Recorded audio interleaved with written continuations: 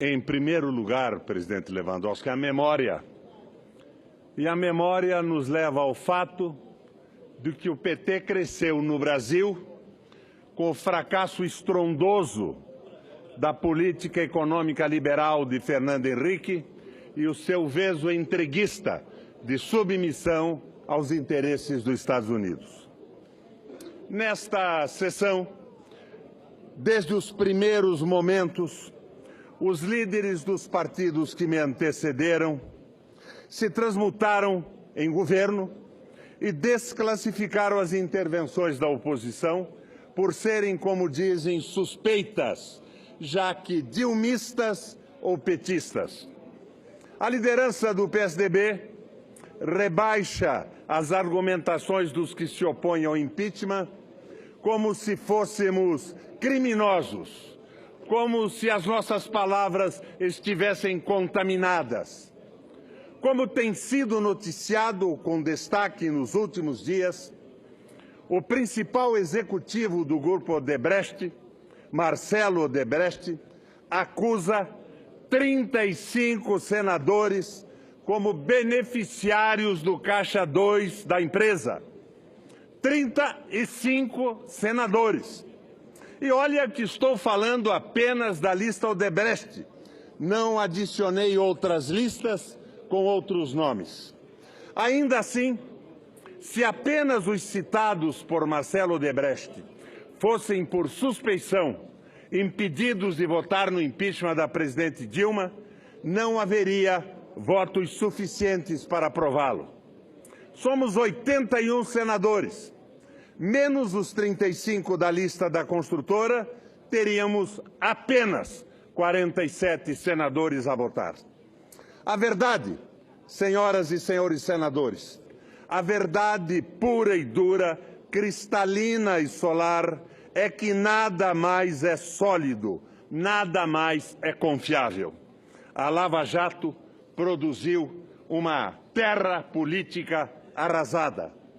Não há partido que escape sem nódoas, nem partidos e nem o governo interino, já que toda a Santíssima Trindade que o expressa e até mesmo o presidente que o comanda estão não apenas na lista da Odebrecht, e como também em tantas outras listas de denúncia.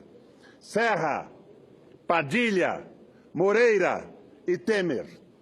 Todos os 4 e mais 4, e mais 4 e mais 4, 40, quem sabe.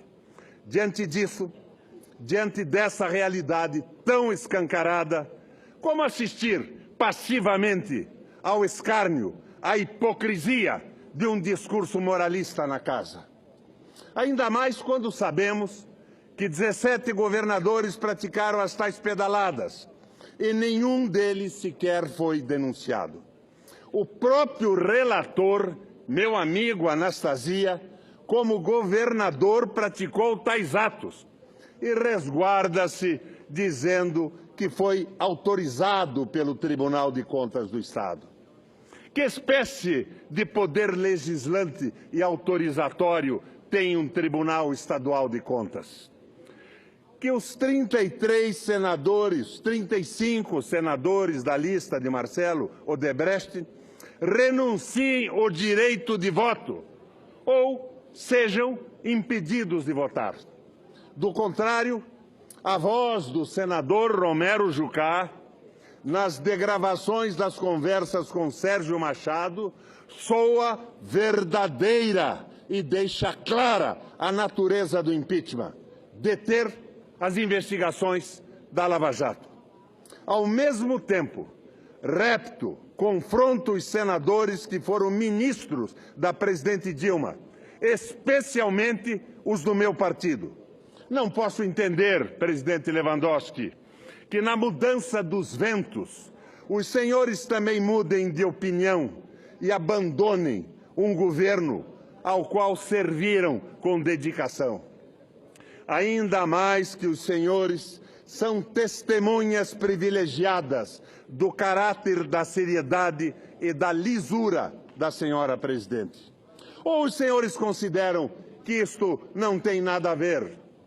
que as qualidades morais e éticas da Presidente não contam. E o que conta é o balanço das forças políticas, é o pêndulo da conjuntura. Bom, se assim for, vamos desmascarar de vez a fraude das pedaladas, que elas não sirvam de bengala para a patifaria que se comete nesse plenário. Sei, e quem não sabe, que muitas vezes tomar determinadas posições custa caro, paga-se alto preço.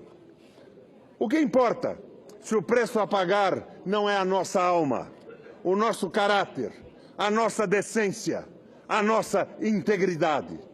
Nadar contra a corrente exige, sobretudo, coragem e retidão. Senhoras e senhores senadores, não venho aqui gritar fora Temer ou volte querida, porque devemos ir além, ultrapassar esta dicotomia. Quero ver derrubado esse processo pelo que ele tem de golpista, de nocivo, de ilegal, de fraudulento. Quero que a presidente Dilma volte e ela, com a legitimidade de seu mandato, convoque com o Parlamento brasileiro os brasileiros a opinar, que os brasileiros em plebiscito decidam se é o caso ou não de interromper o mandato dela, optando ou não pela convocação de novas eleições.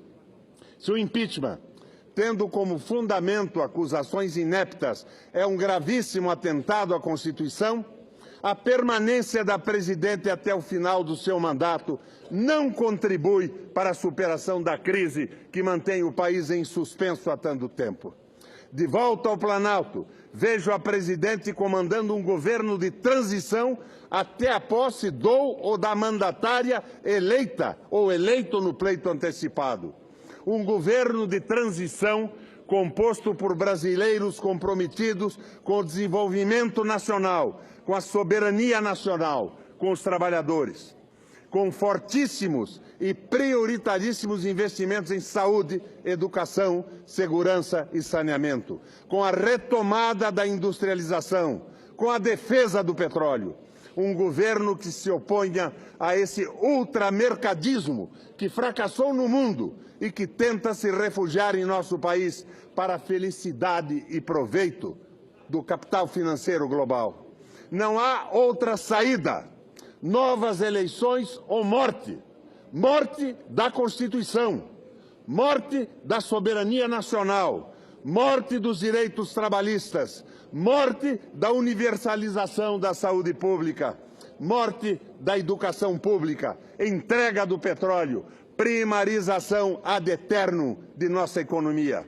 Morte das bolsas compensatórias e das cotas, morte de qualquer projeto nacional que nos torne um país desenvolvido, altaneiro, junto, justo, igualitário e feliz. É como eu voto, senhor presidente. Voto pelo Brasil, voto pela minha biografia. Não me interessa quanto isto custa e justifico o meu voto com um roteiro de comportamento. Parar não paro.